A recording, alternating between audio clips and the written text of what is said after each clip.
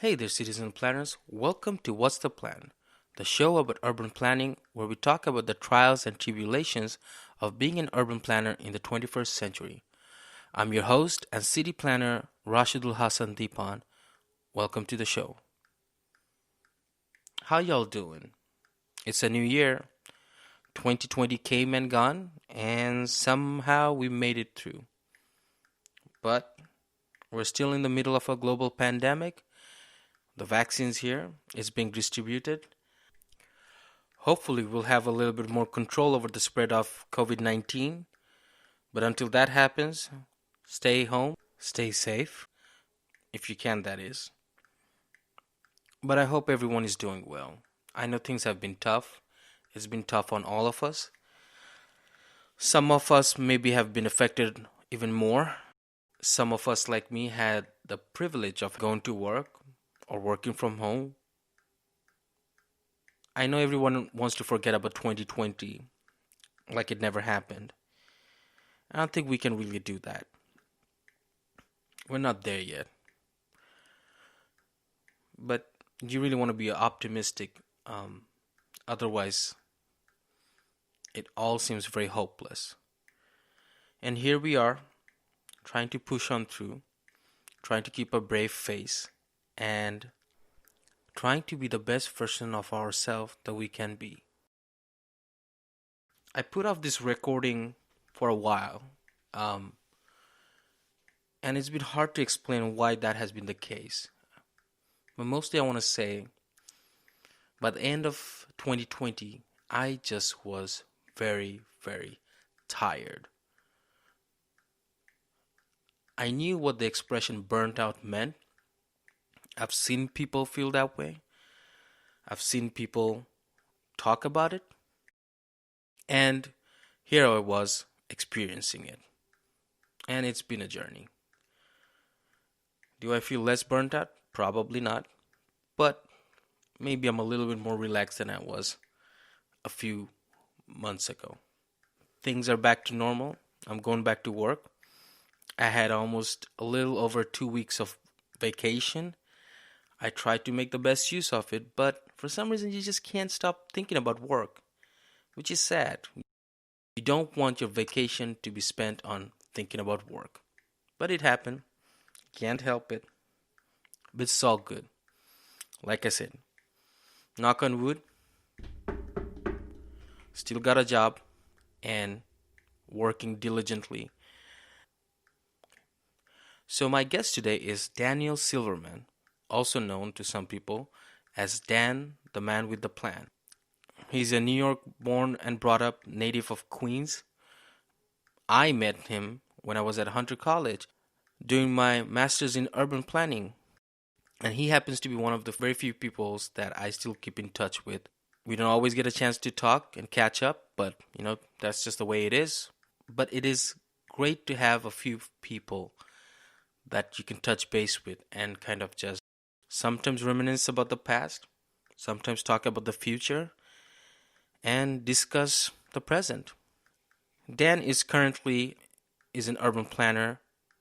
He graduated almost the same time I did, and he's working for WSP at Indiana. He's always been a New York kid, spent most of his life there, and now he's kind of pursuing different experiences, I guess, and which is great to hear and talk about. We talk about quite a few things, but there was no specific structure to our conversation.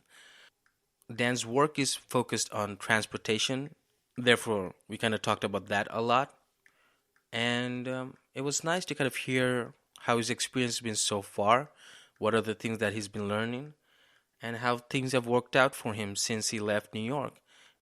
So, with that in mind, put on your headphones, relax, enjoy the conversation, and hopefully 2021 will bring you more good news than bad.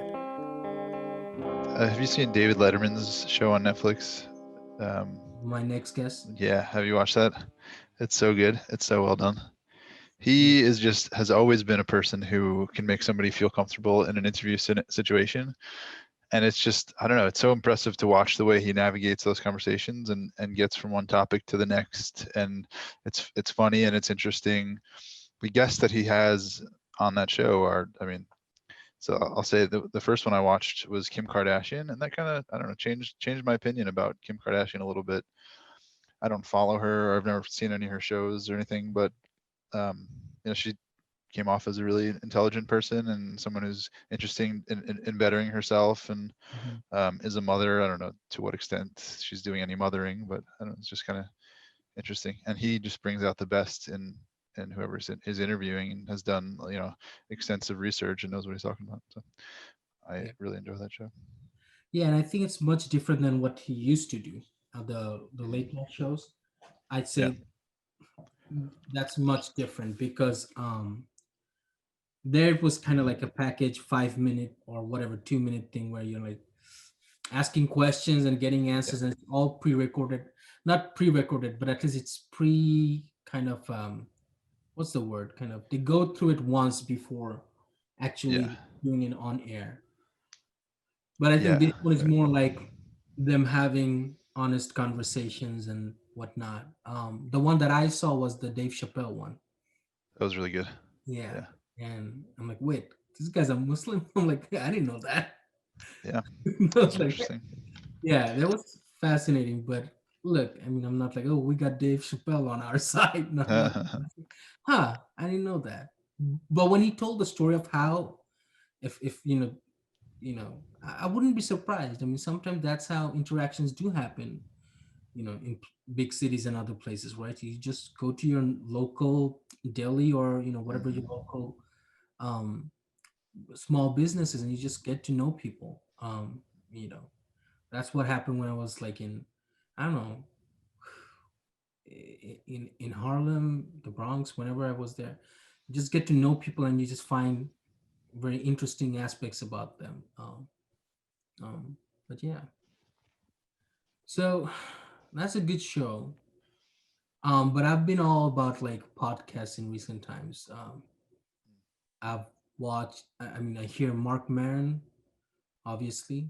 Um, I don't know. Joe Rogan, not so much. It's like depends upon what is he talking about, right? I agree.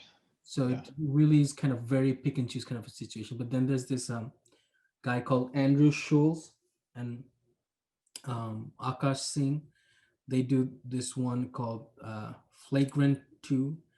There's, I think Andrew Schulz is like that obnoxious, potty mouth kid from New Jersey, just talking shit.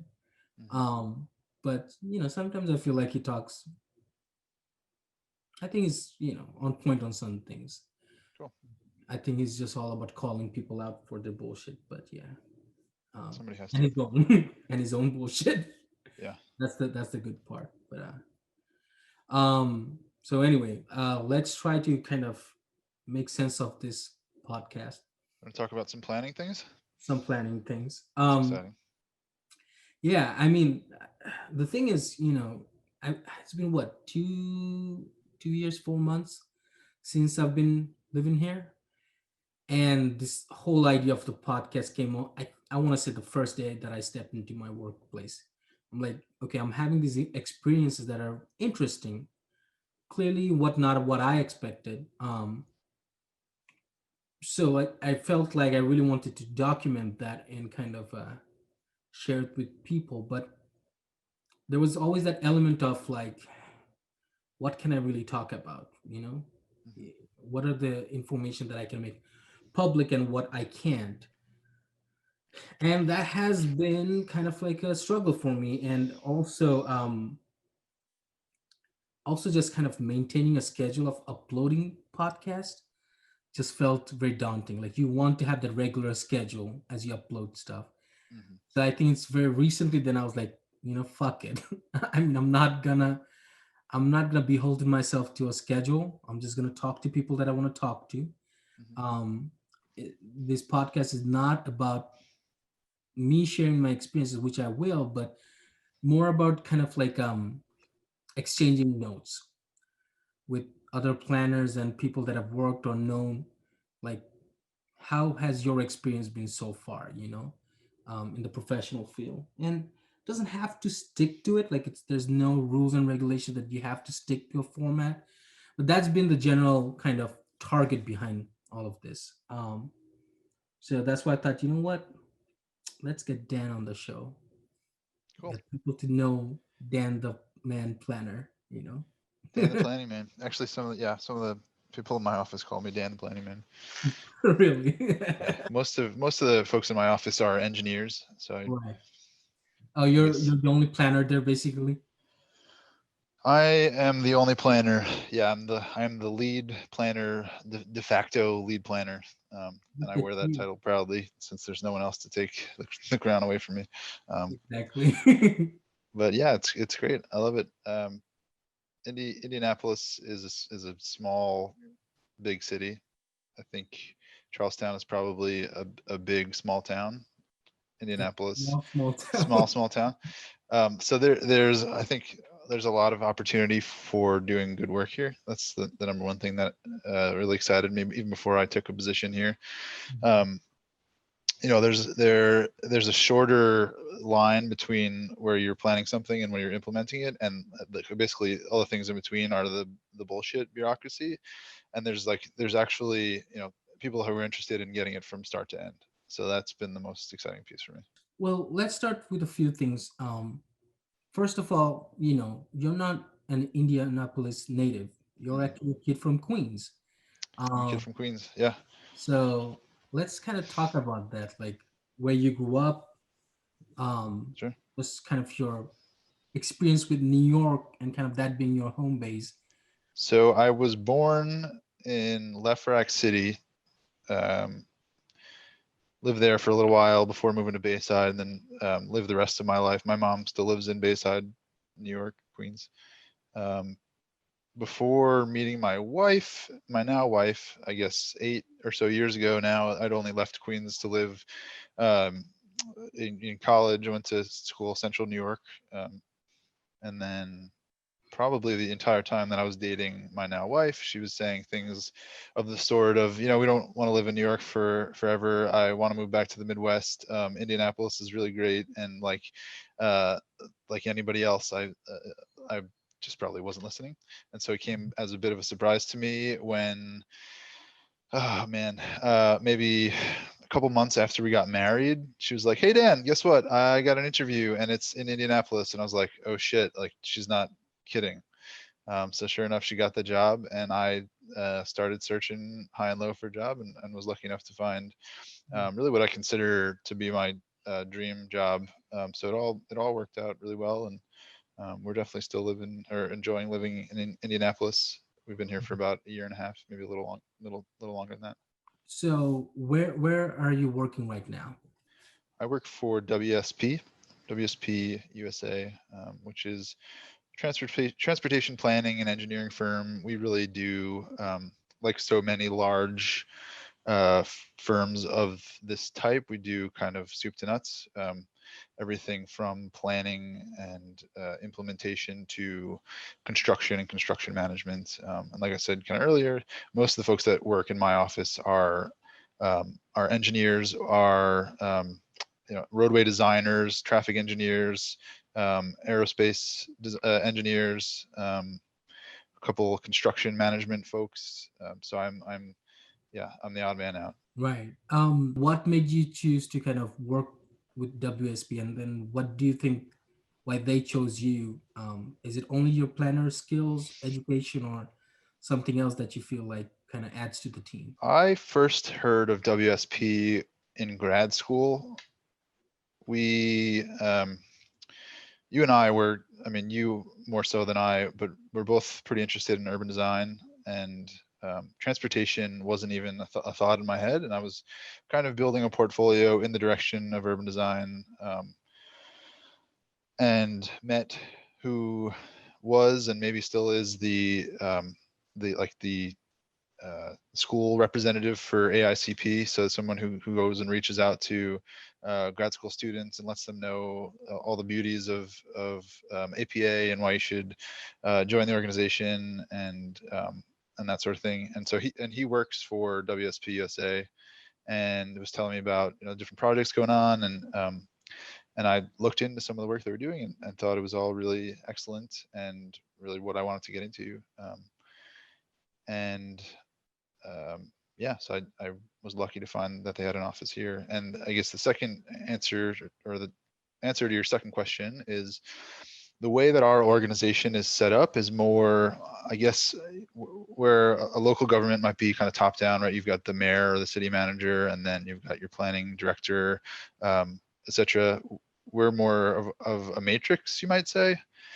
So my boss sits in Chicago, Mhm. and the other folks that are in my group, the other planners, are kind of scattered throughout the central region. So we've got folks in Kansas, in Ohio, in Illinois, in all over in Michigan, and so I'm kind of the representative for the state of Indiana. I lead work here, basically, and if we find a project that's a really great fit for us, that we think that we could bring a great result to the client, then I'll flag it, and we'll pursue it, and then bring in a bunch of other folks from different offices throughout the central region, and we'll all kind of work on it together. So does that mean that you find yourself interacting with local government a lot? Like, are you the point person? Yeah, for sure. Okay. It's been really really rewarding to build relationships with folks in state, local agencies throughout Indiana. I think uh, my first I guess the first benefit that I think of to that is really just like building relationships.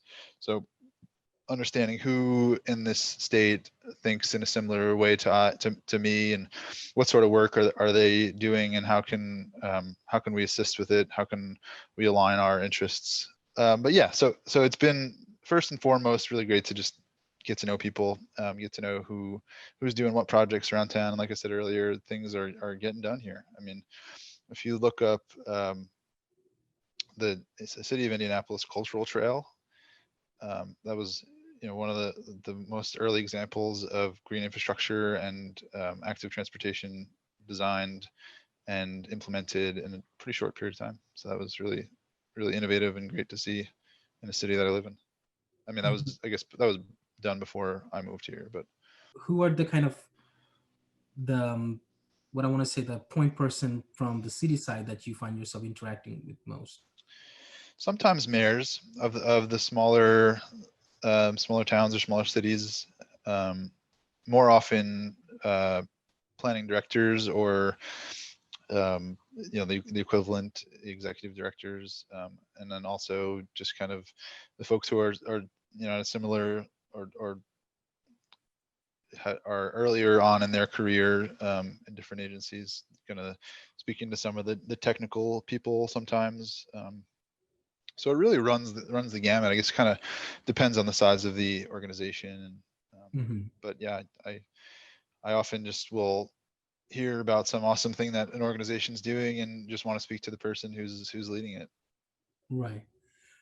So is there any like a project that you've been working on that you're, you know, either very excited about, you want to talk about, or, something that you've already done that you feel like sharing?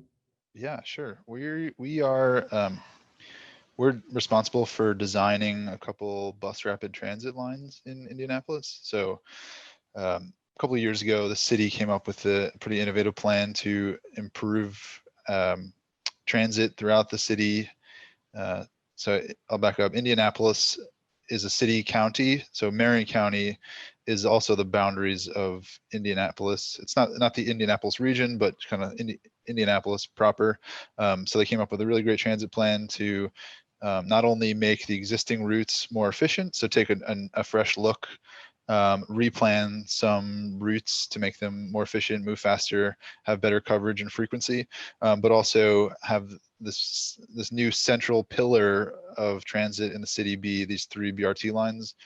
The first, which is already up and running. I think it's been up and running for 6 or so, no, maybe a year now, for a while. The red line, and then the second, which the second two, so we're not designing the first one, but the second two, the blue line and purple line, were responsible for design and NEPA documentation.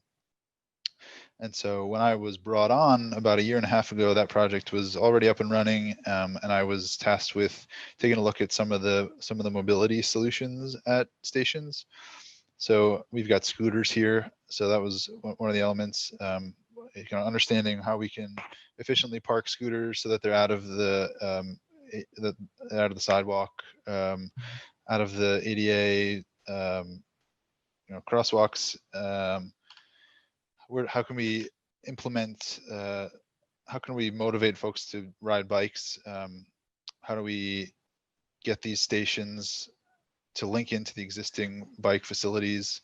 Where can we put bike uh, bike racks, etc.? So we identified a bunch of strategic locations that we think, population density is of the type that we're going to get people riding bikes and scooters to the stations, and where can we put those bike racks and scooter racks and etc. in a location that's easy to reach for them and out of the way.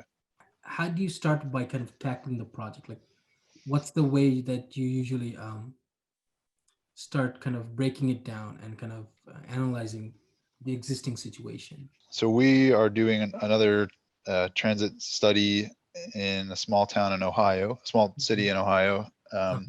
So we're being brought in to understand the system currently and then suggest some recommendations on how we can improve the system for frequency and coverage. And I'd say the most important part from the onset of the project is understanding from stakeholders and the community how we can improve the system because it's for them essentially. Mhm. So this being a small transit agency in a small city is really good, is a good project for that because there's not a ton of stakeholders to engage, so you should be able to get everyone's input.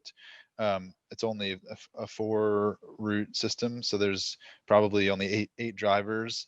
So that anecdotal information from those drivers is going to be really important. So hey, where are people getting on in the morning? Where are they not getting on in the morning? What are some stations that we're not picking up anybody? Are you hearing from some of your passengers complaints that we don't go this one direction and we should? Is this frequency sufficient? Are people waiting a long time for transfers? If so, where are they transferring from and to? That sort of information is like super important in framing our work. So Sure. I'd say that's baseline. That's where we try to start our projects.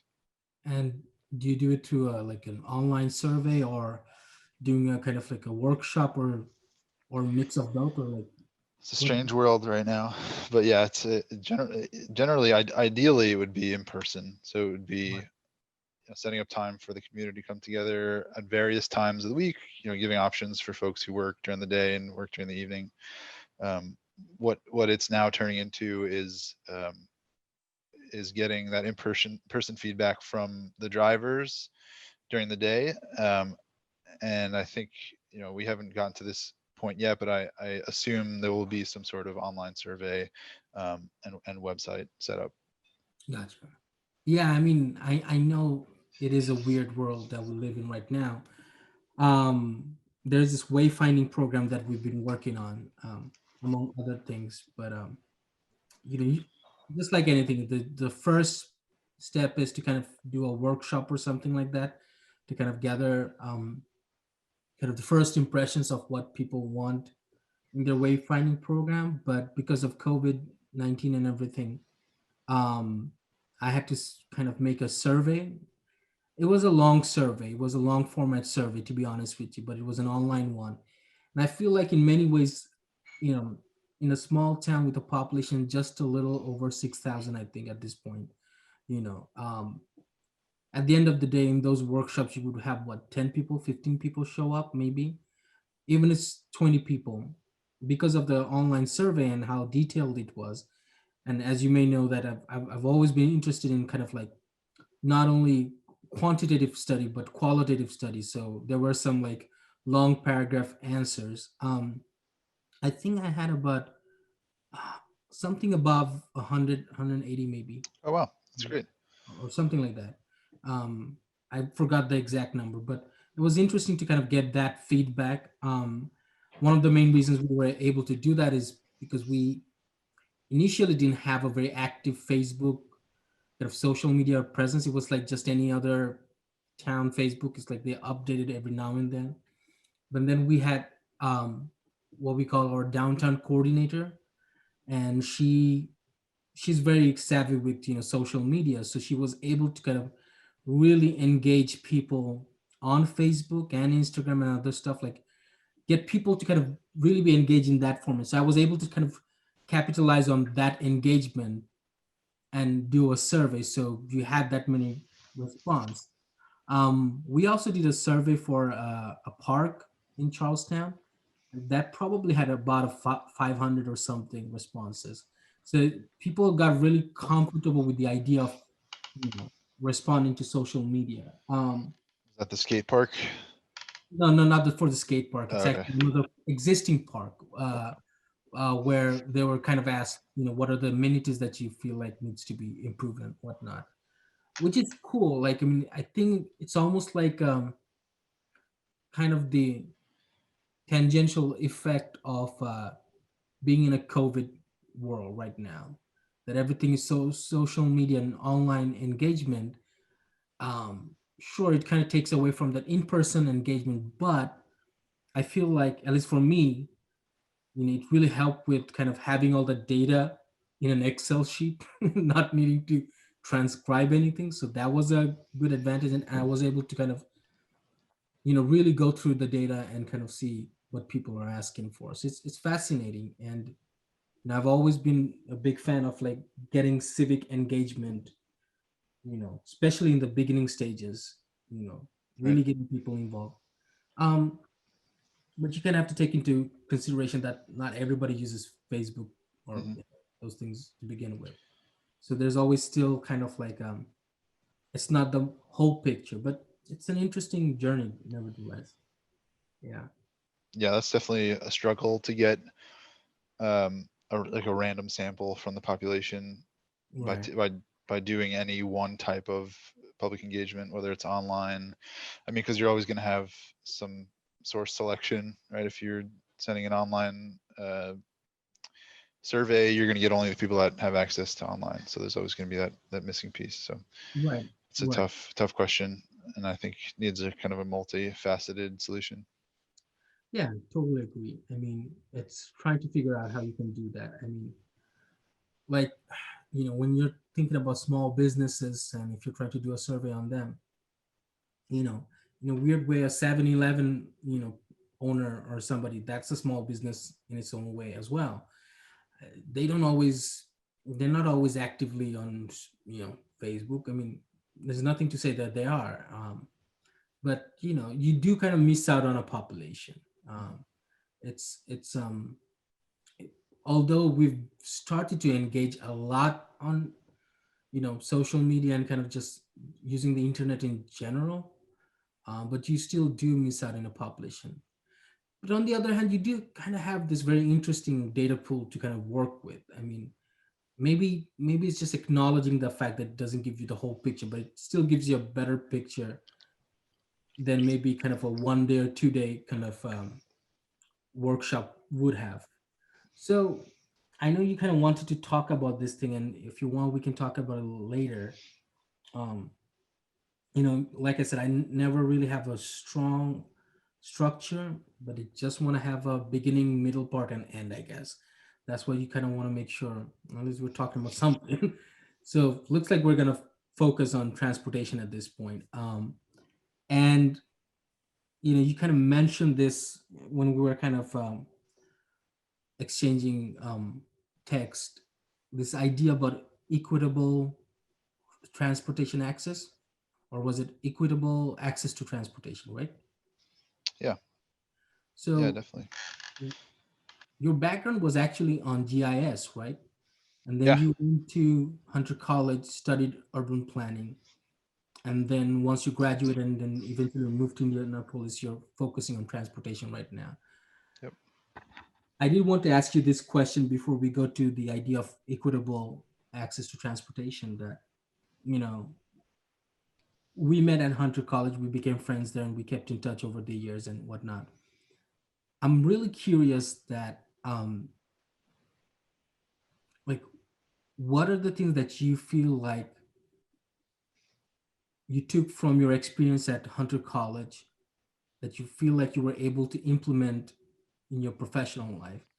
It could be a course that you felt was very kind of like opened up your mind, like, oh, this is how I should approach things, or maybe an experience that you had that you feel like professionally you were able to implement or would like to implement rather. That's a good question. I definitely appreciate and think about often um, the skills that I've developed from Hunter College and what I got out of the grad school program. Um, I appreciate that the school, kind of the background of the planning school at Hunter College is this public based planning, right? So it's planning from the ground up, and there's a long history of planners that have come out of that organization that are doing that sort of thing.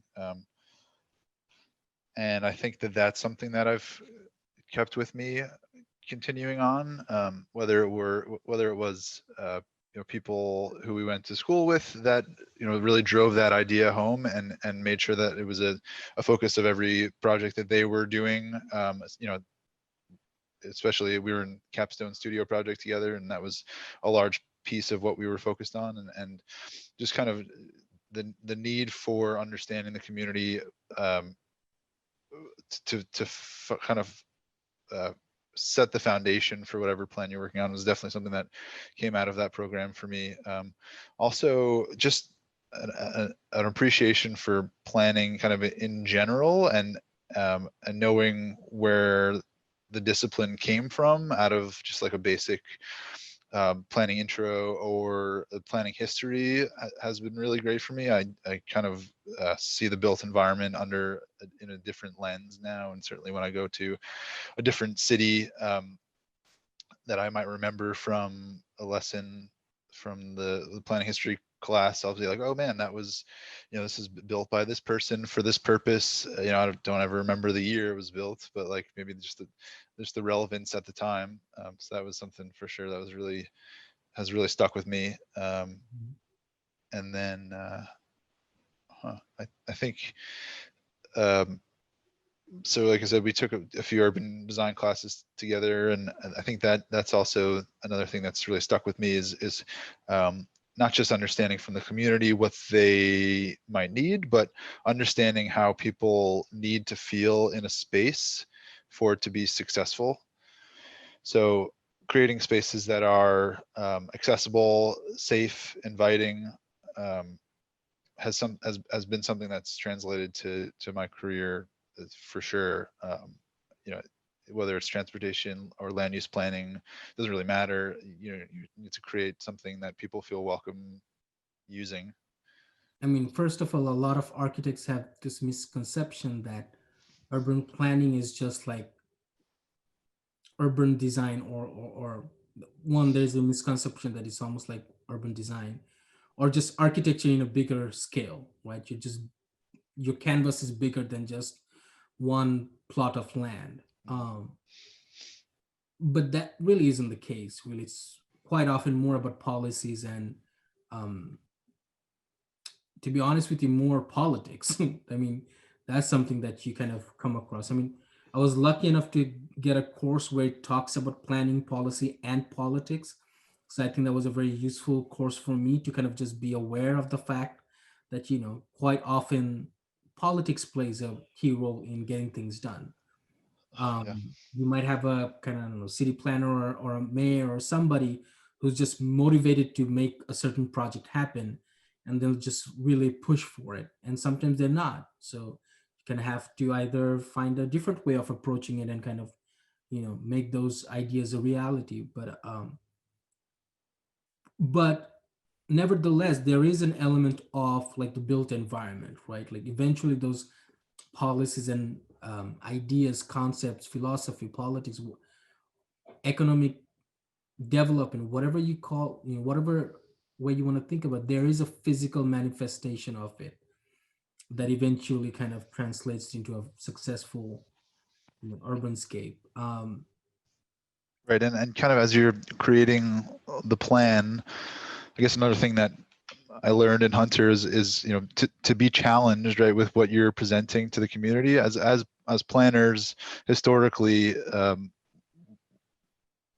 historically planners have taken advantage of the community, and so I think in recent years, the past 50 years or so, there's been a lot of checks that are really important, and planners are more aware of what they need to be developing and for whom. Um, and to be able to walk back your plan, right? So if you come up with this is what I've created based on what I think people need, what I'm hearing from them. Mhm. But you can boil it down to like what those significant elements are, and if Mhm. it's not actually working, you can just go back to the basics of what you're hearing from folks, and then try again, right? So there's more than one way to skin a cat. um, you need to pay attention to what the space is designed, it should be designed for, Right. or what the system is designed to do. So do you think that's something that you kind of experienced during your capstone project, or was there any other different project that kind of made you realize that? um, yeah, I think the capstone is a good example of that. Well, there were a lot of things that went kind of awry with the capstone project, as you know, but we took the approach to do everything, right? We either knowingly or not knowingly didn't totally listen to what the client was asking us to do, because we thought we're coming from a direction that we didn't want to be involved with, right? So a bit of background: our client was more of a business organization, who was interested in, I wouldn't say urban renewal, but I said urban renewal. And so most of our interests in the project were improving the lives of those who lived in the community currently, and enhancing the cultural diversity that existed already. And so we ran with that. We made zoning recommendations that enhanced that. You made great preliminary designs for areas, parks. We implemented some green infrastructure, and made some recommendations on how we could improve transportation, both walking, biking, and riding the Staten Island Railroad. Mhm. Um, I forget what the question was, but I think we did a kick-ass job, but the client was not so We, great.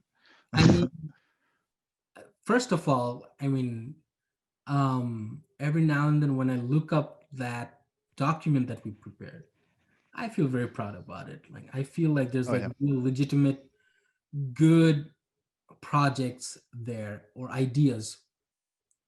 We definitely had good ideas there, no doubt about that. Now, one might say that maybe some of them were a little too, you know, hi- came with a lot of high expectations or just too visionary.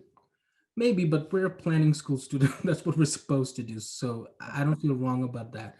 I think what our biggest struggle was kind of convincing the client that what we're proposing would have the positive impact that they're looking for, which is like an economic development and kind of like the, kind of just having a thriving business, I guess, set up. And you know, economic development, I don't think just it's not just one thing.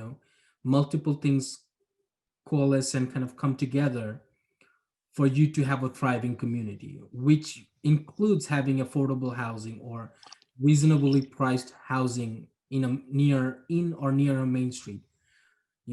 Thinking about sustainable design, even if it's not an full-on sustainable design as we've learned it, but just thinking about bioswales, for example, just a very basic thing. Improving streetscapes, like all of these do add up to have a thriving community. So I think where, if we have failed, let's just say, what we failed was just kind of convincing the client that what you want is there. Mhm. We just approach it from a more holistic angle and not just one sliver of the pie, like one piece of the pie. um, Yeah. but that's pretty normal. Like, we are planners, where we kind of approach it from that perspective. It's pretty normal for us to do that. But still, like, overall, I just feel like, when I look at the document, and it's just kind of the way it's arranged, like whether it's the graphics or just kind of just the general presentation of it, it feels like a really good document to have, I Mhm. guess. You know, Yeah. No, I agree with that. so there's that. But for me, one thing I'll say, that one of the biggest advantage was just kind of, so that's kind of like working on a main street, right? Like, just focusing on a place or a town or a city where you just have one predominant street where all the businesses are, where all the kind of grocery stores and whatnot are. That worked for me up to a certain extent when I came to Charlestown, because again, it is a small town, but what I'm learning, it's not an uncommon town. Like, you see these kind of towns pretty much all over the United States, like these small towns based on one main street, and a community kind of revolving around that. So doing Bay Street was one of the advantage that came from it. You just kind of understood, oh, so you have to approach a main street like that. Um, but for me, I guess the challenge is kind of, well, I guess the challenge is realizing that you're an expert only in one thing, right? Like, for example, in our capstone project, we did have people from various backgrounds and kind of various areas of knowledge, and I think that really added to the final product. It's just really me. So Yeah. you can go So only you're the so guy. far. I won't say I'm the guy, because, like I say, a lot of our um, kind of with how things COVID is playing out, the fact that you know the whole main street is not shut down can be credited to our downtown coordinator, who's been very kind of proactive in kind of keeping these businesses kind of active and alive, and using social media to kind of encourage people to shop small, like just come downtown, buy whatever you can, make it a curbside pickup. You don't have to like go to a restaurant and eat in the restaurant to make them money. Mhm. um, just kind of those small details um, are very helpful. And I mean, for me, it's like, for me, what I'm going through is this, it's not a struggle, but this kind of challenge between what you learn as a planner and how to apply them kind of in a real life setting. Mhm. I mean, for me, one of the biggest challenges just kind of not having enough resources to kind of implement some very basic ideas. Oh, for sure. And uh, nobody is happy to hear something like that. It doesn't make you feel any happier to say, "Oh, we don't have the resources." It kind of sounds more like a cop out and an excuse. But now that I've been kind of working as a planner and kind of seeing behind the scenes, you realize that your resources are limited, so you kind of have to utilize accordingly. And sometimes a simple idea as like improving some sidewalks might come out as a challenge. I think about that often, and I wish that that was something that was addressed in planning school. I think we were always taught to think big, which is really important. But constraints of reality were often overlooked.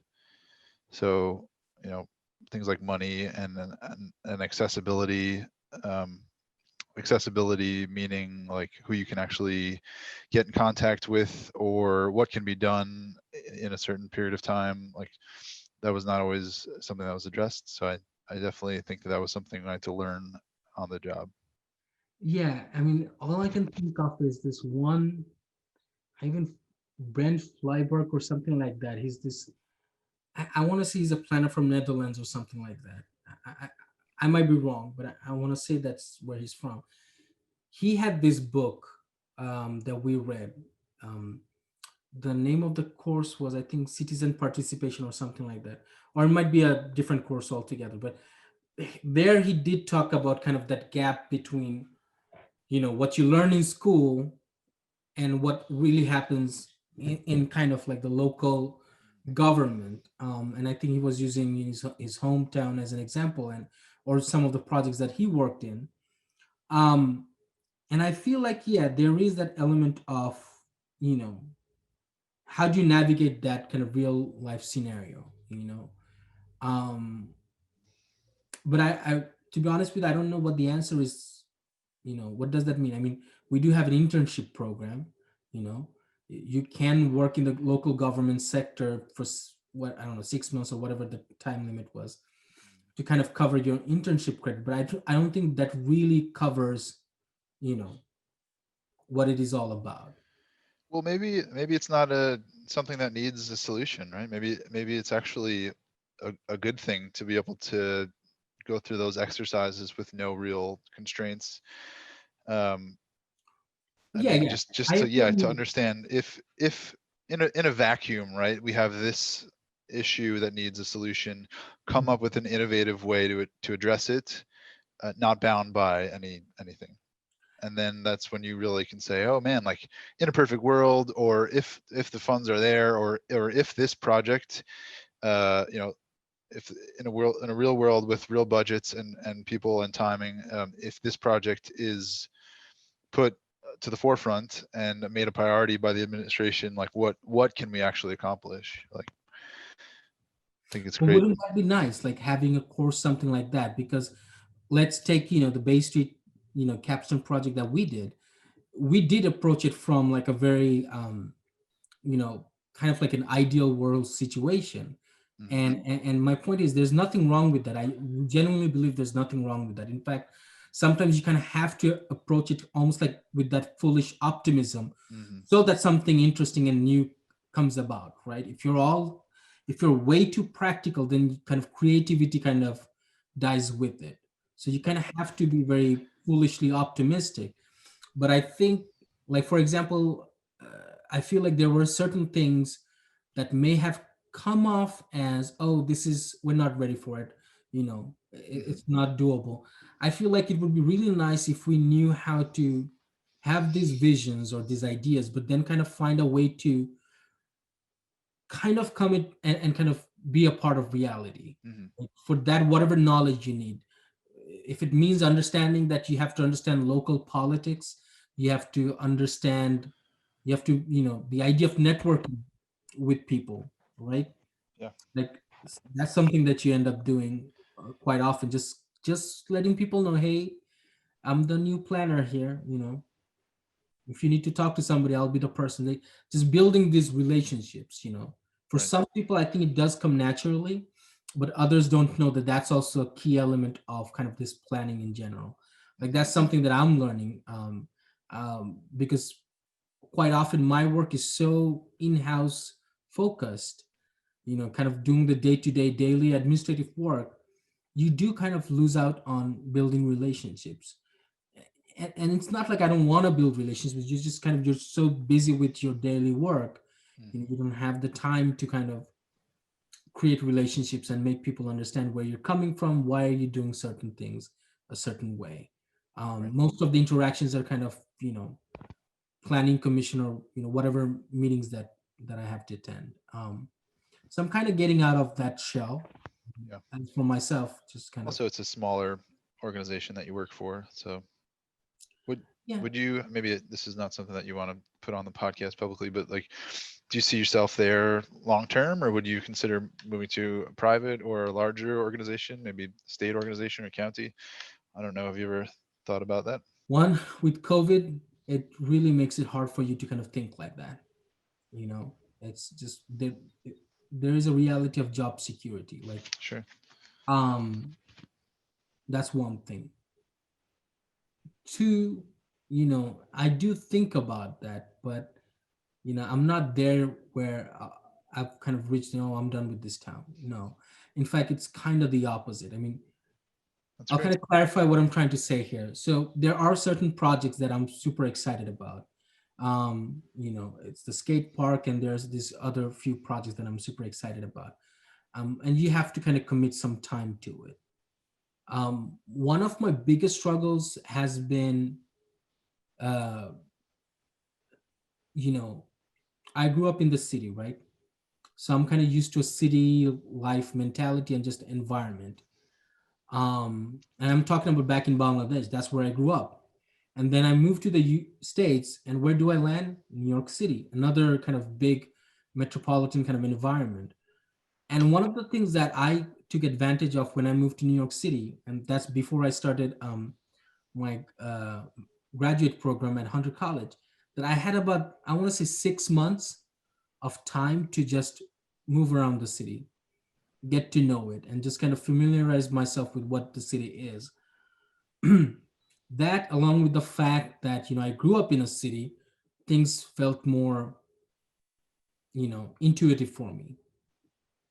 You know, Hmm. I've heard people who've been from other places struggle. Like, this is one of the things that I always found funny, that barring the first one or two times when it was a struggle for me to get into a subway, it didn't take me long for me to, like, okay, this is how you flow in a kind of Hmm. subway environment, right? But then I see a lot of people, you can clearly tell that they're not from New York City, they're from out of town, and they've been in the city the first time in their life, and they're kind of struggling with kind of the subway network. Um, you realize that one of the reasons I was able to adapt fast was because I grew up in a city, and they did not. And there's an element of like just adjusting to that. So this is my long way of saying that when I moved here, there has been a period of me just finding my own, you know, footing here. Hmm. Um, that and there are two elements to it. One, the moment I moved in, I started working here. So and my dynamic with the city has been from an administrative perspective, or from the government section. It's only now that I'm kind of building those relationships, just putting myself out there and people getting to know me. Um, so that's that. And the other thing, just kind of is just the cultural practices and norms, getting used to that as well. It takes time before you can be like, okay, this place is for me or not. So I'm just kind of getting comfortable with this whole environment. And plus, I think about where I'm living right now. Like in New York, I had to live in many places. And here, I got this very nice, cute cottage right behind my landlady's, Yeah, house. It's totally private. I got a landscaped, courtyard and everything. And it gives me time to do my own podcast and stuff like that. So in many ways, I do kind of see myself living here for a longer period, that's provided good. everything goes well.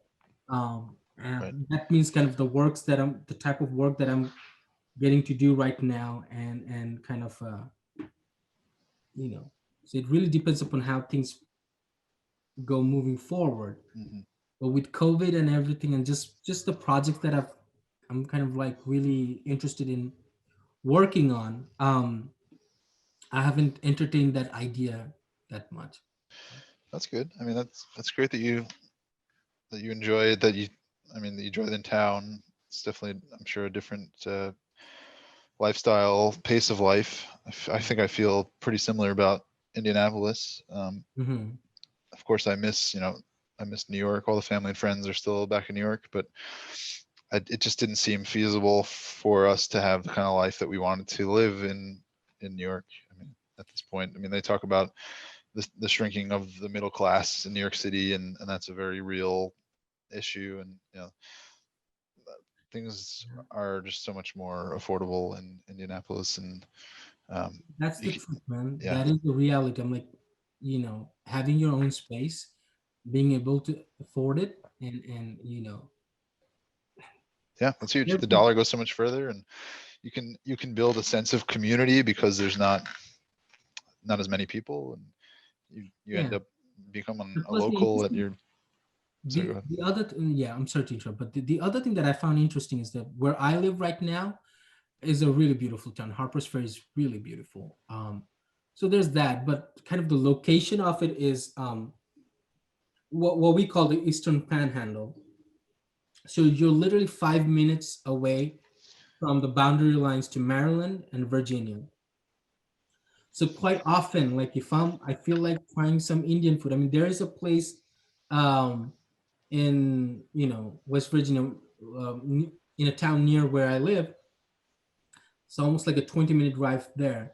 I could 20 minute the other way and go to Maryland and Mhm. get some Indian food. Like there is that element of like, okay, I have affordable housing options. I'm sure I could use a kind of like a washing machine unit right now. I don't have that, but again, not the worst case scenario compared to what I Trade-offs. have. Yeah, Yes, just definitely trade off. But or trade-offs. maybe in the future you just find another place nearby that has that option. So it's more feasible to imagine that than Hmm. sometimes it's been to kind of live in New York. And just like you, man, you grew up there. I didn't even grow up there, but I still miss that place. Hmm. Because there is a memory there. There is certain things that you really miss, like Oh it is yeah, for sure. just friends and family and whatnot. So there is a trade-off there. It can be tough sometimes, but the other thing, think of it this way: with COVID-19, how it played out, you know for the most part, I've been able to kind of keep myself isolated Hmm. and not worry about running into people, and kind of. Yeah, for sure. I think about that often throughout the pandemic because, if I were still living in New York, like so many of my friends are, there's not really any private personal space outside of your apartment door, right? So you walk out of your apartment and you're immediately in a shared lobby, or you're waiting for a shared elevator. You're walking outside, you're getting on the subway, um, which are, all just kind of realities of New York City that, um, kind of accept when you live in the city, and are typically all well and good, except if there's a pandemic. And so Right, right. I definitely appreciate having, you know, a little yard. And now we just got Look a at couple us weeks. turning our backs to New York. Yeah, we'll never turn our back to New York. New York will always be home for both of us. Yeah, A I know second, it's a second different home for for you, but you.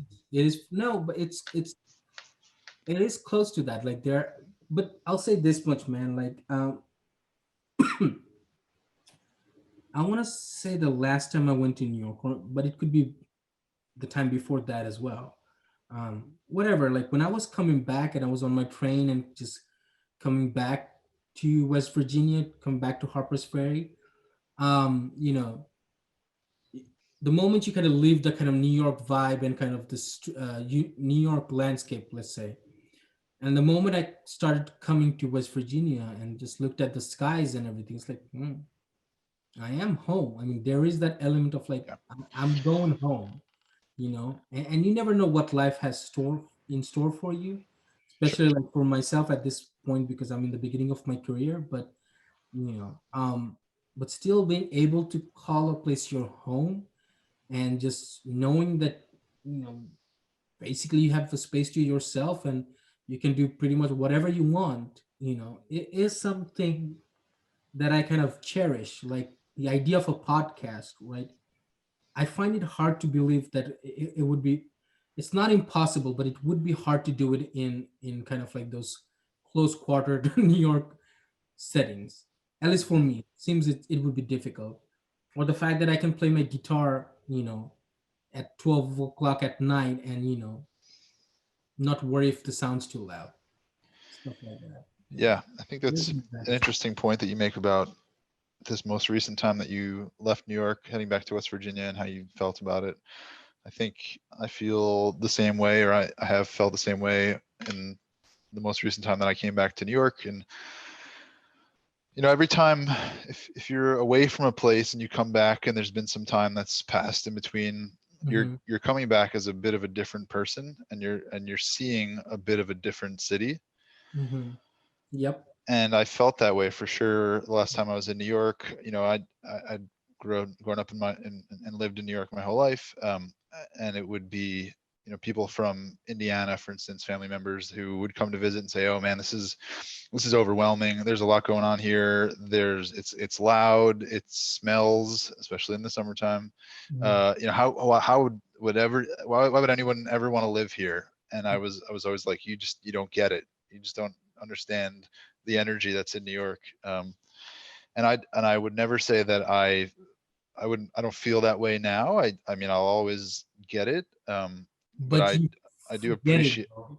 You Yeah, get why they would say something like that. yeah, I get it. It's loud. It's in your face. It's overwhelming. But it's, it's the greatest city in the world. So Yeah, I don't think that I'll ever live there again. But it'll always, it'll always be a place that I'll come back to. for sure. I mean, it's. I think there's an element of where life is just taking you right now, right? Like, and you're just going with the flow, so to speak. Um, but yeah, like I want to say, I really want to say this was the last time I went to New York, and that happened.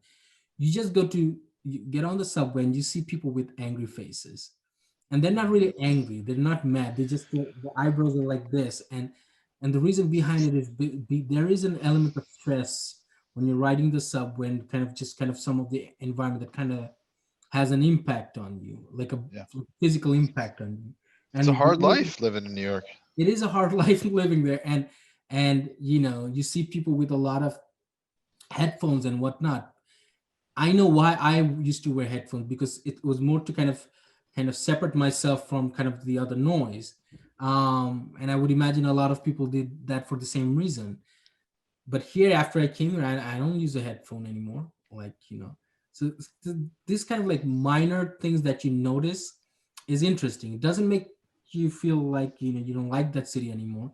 And I do remember telling my friend that I miss a lot of things about New York, but not the smell of urine. The moment you step into a Yeah. subway, Yeah. No, I don't miss that's seeing poop nothing I on the don't miss sidewalk. at all. I Yeah. mean, it's just weird. For me, though, it becomes difficult when I think about going back to Bangladesh, right? Because here's the thing, man. It's been almost 9 years since kind of I've been here. Oh wow. Yeah, I was gonna ask that. Yeah, and you haven't been back to visit since. No, I've been in between, but I think that was back in, I don't know, uh 2015 maybe, 14, Last 15, time you something like that. visited. Yeah, so it's been a while, and it's Mm, not like you're gonna go there, you're gonna feel like you're an alien or something. There's an element of like how life has changed, right? sure. Whether you're out there for a year or not, or like whatever the time period is, you do feel like that life has changed. Or maybe you have changed, maybe life hasn't changed, just you have changed, and you find yourself kind of trying to fit into something that you probably don't fit in anymore. So Hmm. there's always that. But I'm sure if you go back to New York, stay there for a few months, you'll feel everything's okay. Yeah. No, This I kind of agree. thing. Um, I think you're probably right. so okay, since we're kind of comparing cities and towns, um, let me remember, when you were in New York, you worked with the firm and you worked as the GIS tech. Like, what was your position? I worked for the city of Yonkers You worked for the for city of New York, several years. Yeah, through grad school. I started out as a GIS specialist there, right? in the IT department, which is really why I got into planning to begin with. I was kind of one of a very few number of GIS people in the city, and anytime the planning department was planning anything, had a report, or was creating a grant application, and they needed a map for whether it was just like a project location map or Mhm. demographic map, or sometimes even 3D renderings. They'd come to me and say, "Hey Dan, we've got this really cool idea, and we're looking for funding, or we're talking to stakeholders, and we need this map. Can you make it?" And be like, "Yeah, fuck yeah, I can do that. That sounds great. And this is a really cool project. Like, I would love to know more about that." And so Mhm. it was that drive to be more in the decision maker seat that sent me back to planning school. Mhm. So yeah, I was a GIS specialist for my first maybe four years, and then I sort of transitioned to the planning department, and then I was a planner and then lead planner. Yeah, I was gonna kind of uh, ask you, because in my head I thought it was a private company that you worked with, but apparently it wasn't. And it wasn't City of Yonkers. That's upstate New York, right? They wouldn't call it upstate New York. I probably wouldn't even call it upstate New York. It's just north of the Bronx. It borders the Bronx. Gotcha. Oh yeah. Okay. Yeah, it's Yeah, I only was I just think gonna try to 15 kind of 15 miles from Manhattan. What's compare that? and contrast. No, I was gonna try to compare and contrast that experience there versus what you're doing now in Indianapolis, but I think they're not the same kind of comparison, so to speak. I One, mean, we can compare them. Um, I'm trying from forgetting now. Hold on. City of Yonkers, it's got a pretty big population. I mean, I think yeah, 200,000 or so.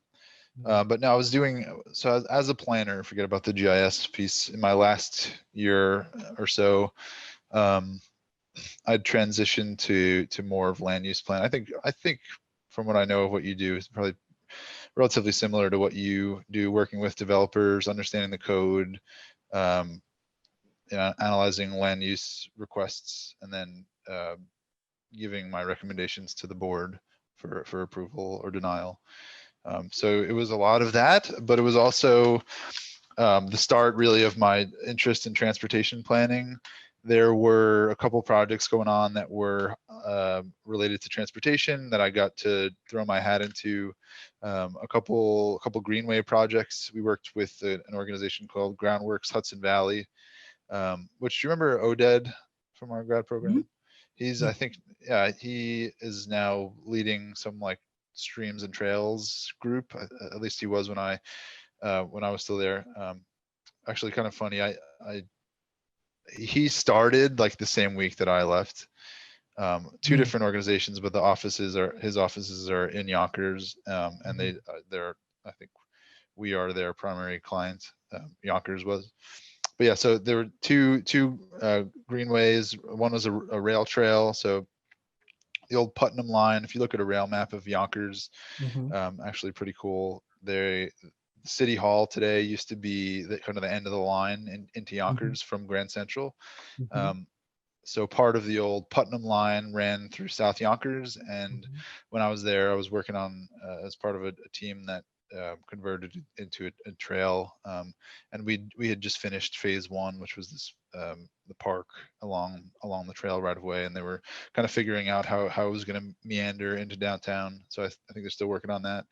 And then the other one, which and we were also working with Lime bikes to get some shared mobility. So I was analyzing that kind of that data to see where people were riding bikes and kind of how that should shape our investment in uh, bike facilities. But the other one that I was leading it was along Riverdale Avenue in Yonkers. There is extra right of way in the street. So Riverdale Avenue is a arterial road. I think two lanes in each direction with parking, and a center median left turn lane. And there was a bunch of right of way left over when the state created the road, and it's just kind of gone to the wayside. It's like a linear park esplanade, but not really. And the city wasn't keeping it up so much, and it was also kind of close to the next, well, what I think maybe has even blossomed now, but kind of the next neighborhood in Yonkers to take off, Ludlow. And so I had created some preliminary designs and some renderings that I was taking forth to turn into a potential project. So really those two or three transportation projects were really the jumping off point for me to say, hey, um, you know, land use planning is great. I really appreciate and understand how zoning can influence the way that people live in a space, can influence how housing is made available and affordable, and those are all things that I'm really passionate about. But I think transportation, right, moving people, uh, not necessarily vehicles, but moving people in a variety of ways, not just via motorized car, was really what I discovered my passion for.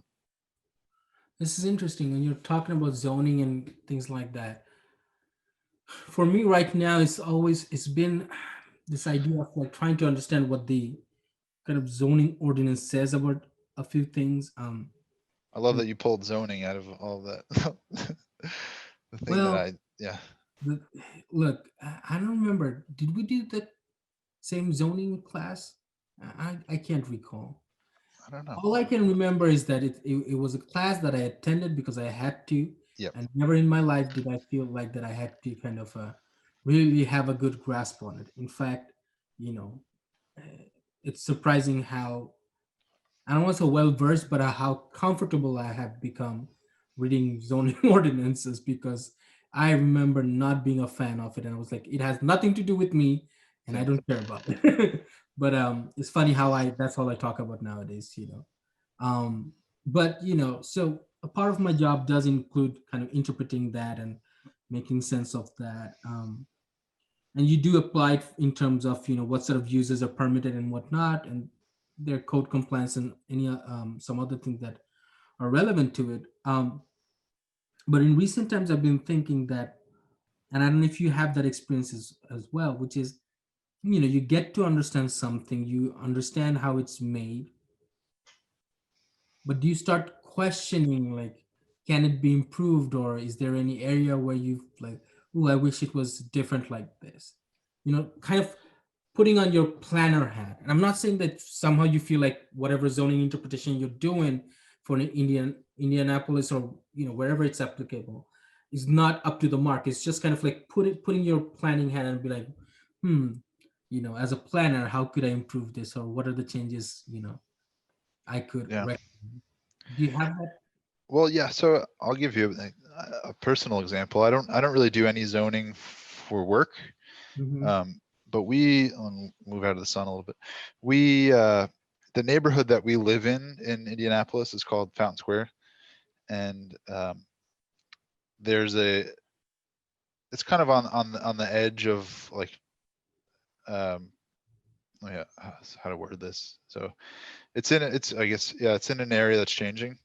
Mm-hmm. Um, Demographic wise, it's changing, and so there's now a focus on how to make sure it changes in the right way. Mm-hmm. So not not displace anyone. And there was the city owns a large swath of land kind of east of here in what we I guess anticipate to be the next section that's going to change. And they are putting out an RFI in the near future for input on how to do it successfully. And there's some community organizations that are getting together to help shape that RFI. And so I've joined kind of as part of not only as part of the community, but as kind of a planning practitioner. So I'm just Mm-hmm. lending a hand in whatever I can. And it's really just in the initial phases of taking shape right now. They've got kind of a grand vision that's similar to our capstone studio project. It's, talks about everything, and I'm assuming they'll kind of narrow it down from there. But one piece in looking at their initial plan that I thought was missing, it was an actual connection back to Fountain Square proper, which is really what is the hub to the spoke as I see it. Mm-hmm. So one of the things that I looked into is what the zoning is in the corridor that would be the connector corridor, and what the city has slated for land use.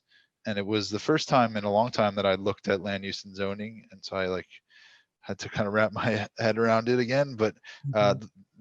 it was pretty obvious that the city has updated their land use plan recently, but maybe not updated the zoning as recently, or sought out a rezoning for this neighborhood at least. Um, and in Indianapolis specifically, is your quintessential driving city. Mm-hmm. It's not as I mean, it is sprawling. It's not as sprawling as like in Atlanta, but it is easiest to navigate with a car. Yep. And you know what I'm talking about. The land uses are set up in such a way that you can more easily drive up to the front entrance than walk up to it.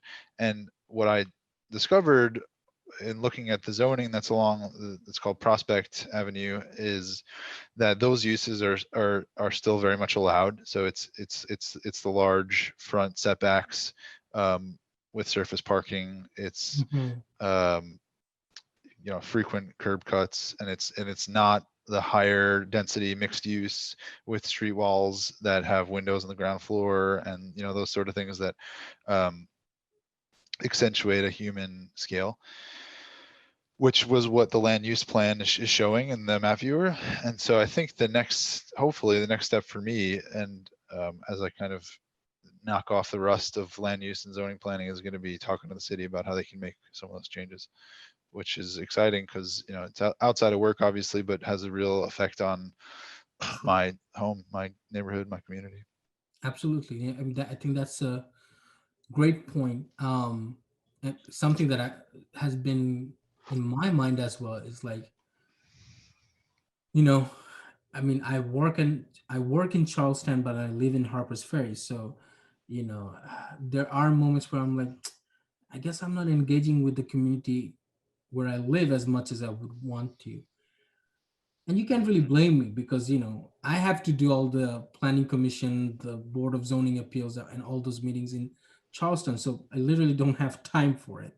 Mhm. Um, but it's something that's been crossing my mind in recent times. Like, how can I do that? Is there anything I can do?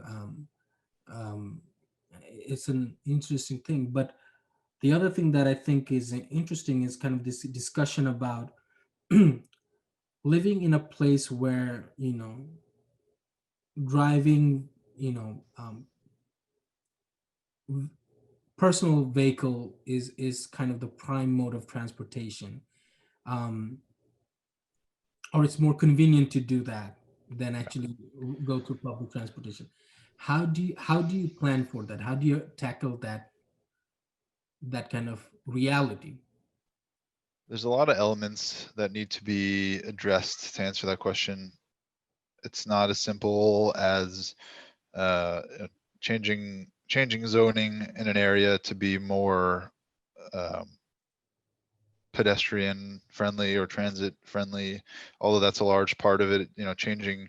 Changing from you know the quintessential strip center zoning to a mixed use zoning where parking is not as prioritized. Um, it's about not incentivizing free parking. Um, it's about training people that I guess this was a big issue when I was first thinking about changing transit in Indianapolis, was the perception of who takes transit. Um, so I had some conversations with family members and friends, mostly people that live kind of in the suburbs of Indianapolis, and it was this perception of like, oh yeah, like I know they're getting this brand new system, but I would never ride it because like it's for those people, and like those two words were so painful to hear. Like those people, the people that they're obviously talking about are those people who can't afford to drive, like that it's like a lesser class thing to take the bus. So changing that perception is a big issue. I mean, it's something that's been ingrained in drivable cities, psyche for such a long time.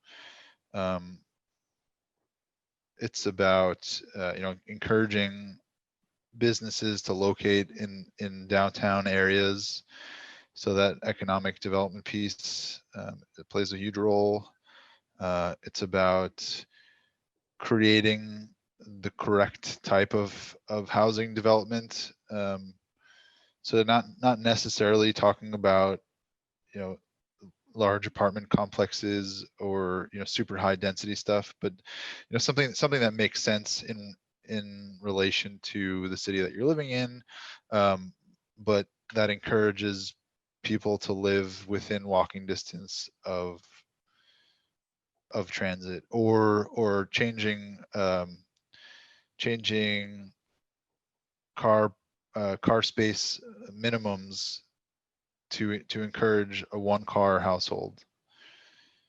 There's a lot of different tools that planning organizations, local municipalities can take to make sure that they're shaping a city that's uh, equitable and accessible to everyone, whether or not they have a vehicle. Okay, so I'm glad you said that. I kind of made notes about it because if we have time, I would like to kind of at least talk to you about this book by this author called Jeff. His name is Jeff Speck, and he talked about like the walkable city. I think Mhm. that's the name of the book. essentially, he was looking into kind of addressing a lot of the challenges that come with planning, especially in the time of climate change and, um, again, talking about equitable housing options. And basically, his prime thesis is that if you make a city or town walkable, you know, you're working towards that goal. Mhm. It has just like a huge number of ripple effects that benefit the community. And I want to say there were certain things that you mentioned that he also mentioned. So it's something like, I don't know, if something that you want to read, Yeah. just out of curiosity, something that you might find fascinating. I do. I definitely do. And for me, the other reason I kind of like that book is he is talking about small towns. So because I'm living in a small town, you can kind of almost there have been times where I felt like, dude, you're literally saying how I feel. Like, it's like these are the things that I observe. Um, so from a planner perspective, I definitely kind of like it definitely resonated with me. Kind of what this book was talking about. Um, you know, there, there's that, but then there's the kind of the practical side of things where I'm like, in my head, it's like easier said than done. For You know, sure. when you're talking about like not incentivizing free parking, is that something that you had like? What made you say that? I'm curious to hear your thoughts on that. Um, I can't point to the exact study. I'm sure there have been several, but if you make parking free downtown, people are going to drive there. If they've got to pay, even if it's a nominal fee, they may reconsider. If it's within walking distance or biking distance, they might just choose to do that. I think one of when the red line started running in Indianapolis, there were a lot more conversations within my office of what does it cost? What does it cost me now to get downtown every month? How much gas am I spending? What's the car payment? How much does it cost for me to park in my parking lot, whatever? And then how much does it cost for a bus pass? If those numbers make sense, if you're spending significantly less on a bus to get downtown to work and it's taking about the same time to do so, you're going to get people who choose not to drive. If the numbers can make sense, then it's a major first step in providing transit and stopping so much driving. So do you think that so you're basically saying that eventually it's almost like a numbers game, like whichever is the most feasible option, right? Yeah, to a lot of, a lot of people need more motivation to get out of their cars than just a planner saying, "Hey, walking is really good for your mental and physical health." It Hmm. doesn't resonate with everyone. That especially those people who've grown up in a society that's car centric, where they're like, "Oh man, I can walk out of my house into my garage, get in my car, go to work, park in my lot, leave work. I can drive through to get my dinner. I can drive through CVS to get my medicine, and then I can drive home, and that's it. I never need to get out of my car. It's amazing. If you can somehow reach those people with whatever resonates with them, you can make that change. But it's an uphill battle because I mean, hell yeah, it's convenient. Like you never leave your car. That's what could be more convenient than that? You just sit in your car, but you're also, not interacting with anyone. You're not supporting the local business you might walk by on the way to the bus. You're not doing anything good for your physical or mental health. You got to figure out what motivates people. Yeah. So Oh wait, the let me get this before I forget. Sorry, sure, yeah. the one more point that I want to drive home on this is, so those people that we're just talking about who get in their car and drive from here to here to here, they need to be convinced, yes, but also these are the same people who don't realize that just because they can afford to drive their car everywhere, and what the hell do I need a public transit system for? They're not realizing, internalizing that like not everyone is as fortunate as them, and not everyone can afford to have a public a private vehicle. And so like, hey, let's make transit that's accessible, safe, reliable, efficient, you know, clean for everyone, right? So the benefit is citywide. You know, maybe stop thinking about yourself. Well, I mean, and I might get some flack for it, but thing is, you only think like that if you grow up in a big city, because you are sharing space, right? We just kind of touched based on that in the beginning. Is that, other than the moment you kind of step out of your, you know, home, house, whatever you want to be, you are in the public domain, whether it's a corridor, elevator, whatever. Like, you're always in the public domain, and quite often you're kind of sharing spaces as well because you're living in apartments. Like living in a big city, the idea of like having a single family place with a lawn and everything, it's probably all the way up to Long Island where you get something like that. Mm. But in the core of the city, the idea of like sharing space with people, whether you like them or not, doesn't matter, is more prevalent than having the option not to. So Yeah. I feel like people then have this not a programming, but just kind of the option to kind of think like that. You know what, we're all sharing spaces, might as well try to make it good for everyone. Yeah, I It, agree. I think there, it kind of connects to like when you're in a subway, it always sucks when you don't have a chance to sit down, right? Because it's crowded. But I'm sure you've done it, I've done it. It's like if you see somebody who's elderly, or maybe somebody who's pregnant, like, you don't hesitate giving up your space. You just or you see a mom or a dad with a kid, you're like, hey, I don't want this kid to stand all the way to wherever they're going. You just stand up because you understand kind of the circumstances of, like, we're living in a kind of, we're all sharing space here, man. So let's try to make it easier for everybody. um I don't want to paint the picture that people who live in smaller towns, or have their own single, they don't have a sense of community or anything like that. But as I myself have expressed, one of the convenience of living here is having your own space, having that segregation. So you want to hold on to it as much as you can. Maybe that's why sometimes, that's me just hypothesizing there, but I feel like maybe that's why sometimes the idea of public transportation may not be as, what's the word, kind of appealing, I guess. And but how do you change that? Like, it's a perception thing. Right. um Yeah. I It's think a tough. lot of those things kind of come into play simultaneously. But I do feel like, so this is what I was reading, if I remember correctly. In most small town main streets, the parking rate for, downtown parking is what, maybe 25 cents or something of that level, like very low, very nominal, so to speak. But if you have a parking garage or something like that, it might become as much as $1, right? Or $2 maybe even. And so people are more likely to park on the street than off street. Like, you're gonna drive all around, the city to just park on street. What Jeff Speck was kind of telling, I really hope I'm not wrong about this, kind of reversing that, Mhm. saying that make the kind of main street on street parking more expensive, and make the kind of off street parking spaces less expensive, so that, um, more people use the parking spaces, you know, and kind of make the pedestrian street more, well, the main street more pedestrian friendly. I guess that's what I'm trying to say. Uh, yeah, interesting idea.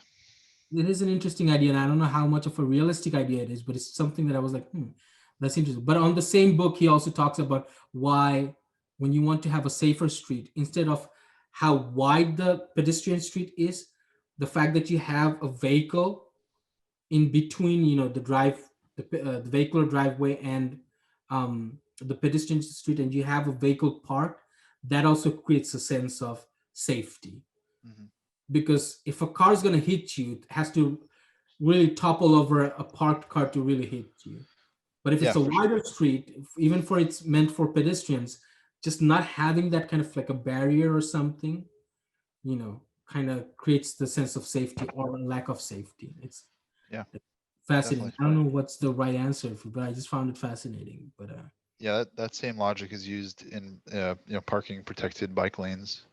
mhm. That if there's a buffer of parked cars between you and the oncoming traffic, yeah, you're going to be protected if there's an oncoming vehicle. Of course, then there's the issue of people getting doored on bikes, but Right. Yeah, but the other thing is, I don't know if you've read Jan Gale a lot. He's then talking about streets that are not segregated, streets that are kind of there's kind of like a mixed overlapping use, because the more you segregate streets, you're creating dedicated lanes for vehicles or bicycles or whatever, right? So vehicles get a much more kind of like a clear road for them to speed up, so it becomes uninterrupted. So he was talking about kind of developing streetscapes where obviously it becomes very difficult for vehicles to drive because people are crossing the roads, and you just automatically become conscious. And I kind of get it for two reasons. One, that's how I grew up in Bangladesh, right? People just crossing over you, and just you know leave it up to God, right? Like, I'll just cross the street, and if a car hits me, a car hits me. But kind of slows down traffic a lot. But also where I live right now, my front street does not have a sidewalk. There's no pedestrian sidewalk. So when people are walking, they're walking on that road. And I'm sure there's somewhere that says, maximum speed 20 feet, 20 miles per hour or something like that. But I feel like that happens more because when I come home, or when I'm going to work, I see people using that street. So every time until I reach the highway, I'm always very conscious of my speed level, because either a person might come over, or a deer might just cross the road, whatever. yeah, um I think that's an interesting point. I would argue the opposite, though. I mean, no, I'm not going to argue the opposite. I'll say that there's definitely a Counter argument, I'm sure. I think my belief is that a system should be built to be foolproof. And I think in your scenario, you're giving a lot of faith to the drivers. If you've got a shared street, whether it be with pedestrians and vehicles or bikes and vehicles, you're internalizing that driver is going to be aware enough to drive slowly, to watch out for pedestrians and cars. I think that there there needs to be more of an emphasis on creating hard boundaries, like raised sidewalks, raised or separated bike facilities, separated from roadways, and for sure that's not the only piece of it. There's a space for shared streets for sure. We use something called neighborways in Indianapolis, and I think that's kind of a general term, but it's like you're saying, it's a shared street, right? But there's it might be a sharrow on the ground, or Mhm. something of the sort, but there's very strict speed limits, so it might be only a 15-mile-per-hour zone. Sure, sure. um, Things like chicanes are used to slow people down, shared streets that kind of curve back and forth, or have planters out in the middle of the street and stuff like that. Yeah, I think those are all great methods to ensure pedestrian safety, or really safety for everybody. But my general thinking is that we need to create more hard boundaries between pedestrians, between active transportation users and motorized vehicles, Yeah, generally. I mean, there is a kind of like a almost uh, I want to use the word kind of like a dark outlook in it, which is I'd rather have people have a broken leg than people dying, basically. And what I'm trying to say is that, and this is something that I can experience. There's an experience that I want to share from Bangladesh, but what I'm trying to say is that even if it's like a narrow street, right? If it's uninterrupted, and if it's it's clear that no pedestrian is going to go there, even if the sign says 15 miles per hour, because people know that nobody's going to cross or anything like that, or there's a separation, physical separation on the pedestrian street and the vehicular street, people might speed more because they get the impression that it's a clear road. And then sometimes they lose control and then kind of hit people on the way. um, and on the counterweight, so in many ways the argument that you were using about giving people more credit, it almost feels like the more you segregate, you're kind of assuming that people would actually adhere to those segregations and kind of separations, but it just might make them more reckless, like, oh, nobody's going to be on this road, I'm going to speed more. And young kids, especially here, you kind of hear young kids dying because they just got their driver's license and they're like kind of in that kind of, oh, I want to drive my car. And there's a lot of accidents that happen here. Sometimes you really ask why those accidents happen. Is it really an accident, or just kind of the design of the streets has an there's a you know connection there. Mhm. I don't know, I mean, like, I know where they're coming from. It is true that I'm not totally sold on it, but for example, now I'm going to go to the example from Bangladesh, where those three-wheel rides that we call rickshaw, that I think I've talked to you about. They're usually non-motorized. So, and trust me, there's a lot of accidents that happen. It bumps to another car, or one rickshaw bumps to another, and both of them fall, and you scrap your leg a little bit or something like that. It happens. I'm not saying it does not happen. Um, but there was a time when somebody came up with a great idea of like making it like an electrical bike, basically. Mhm. So you could pedal if you want, but you had the option to kind of electrically drive it. And once that started to run around kind of the city, I've heard more um, stories about people, like, you know, fatal accidents than kind of just kind of breaking their hands and everything like that. And I might be wrong, but something that kind of like the Vision Zero program kind of talks about is like lower speed limits is better. Accidents are going to happen every now and then. There's no guarantee that it's going to be zero, although the target is to make it zero accident. But even if you bump into something, Well, it's it all doesn't. context specific, and I think Mm, Vision Zero especially is really into creating separations between different. Um, I mean, yeah, like I said, it's context specific, so the not the same solution is going to be used for all well, yeah. speed limits of all, yeah, functional classifications of roadways. But yeah, they're definitely like, hey, let's build a system that is understandable by everyone that's going to be using it, whether you're 100 years old or 2 years old, or not 2 years old, 10 years old.